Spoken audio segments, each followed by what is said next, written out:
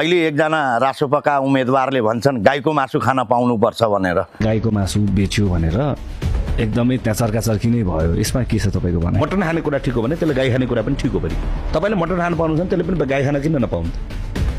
त्यसलाई रोक्नुपर्ने कारण के छ? यसमा विरोध गर्नुपर्ने कारण के छ? राधे राधे।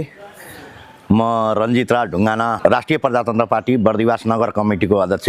यसपालि भोट हलोमा किन भन्दाखेरि सनातन हिन्दू राष्ट्रको संरक्षणको लागि र अभिभावकको रूपमा राज संस्था राख्नको लागि। के सधैँ यो देश हाम्रो प्रयोगशाला मात्र गरिरहने हो?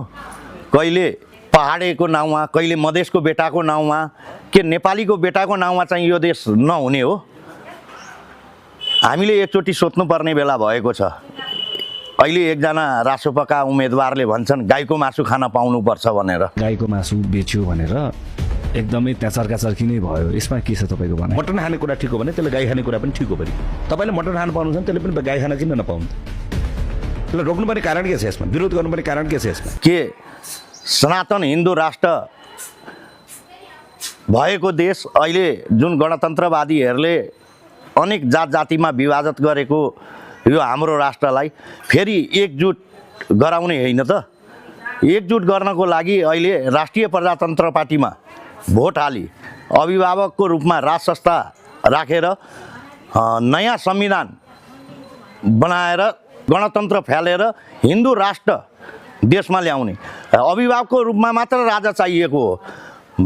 देश चलाउने भनेको यही नेताहरूले नै हो, कार्यकारी प्रधानमन्त्रीले नै हो। तर अहिले अव्यवस्थित देश भएको कारणले गर्दाखेरि यसलाई व्यवस्थित बनाउनको लागि राज संस्था एकदम अत्यन्त जरुरी छ। त्यसैले अभिभावकको रूपमा राज संस्था राखौँ र सनातन बौद्ध किराँत सहितको सनातन हिन्दू राष्ट्र अति आवश्यक छ। देशलाई प्रयोगशाला नबनाऊ। कहिले एउटा आउने हामी पहाडेको छोरा भनेर जाने, उहाँ गइसकेपछि देशमा केही नहुने, खालि यो जातीय राजनीति गरेर उ गर्ने। अहिले आएका छन् मधेसको बेटा भनेर। नेपालको बेटा चाहिँ बनाऊ न, नेपालको छोरा बनाऊ, नेपालको हितमा काम गरौँ र देशलाई समृद्धि र भ्रष्टाचार मुक्त देश बनाऊ। धन्यवाद। राधे राधे।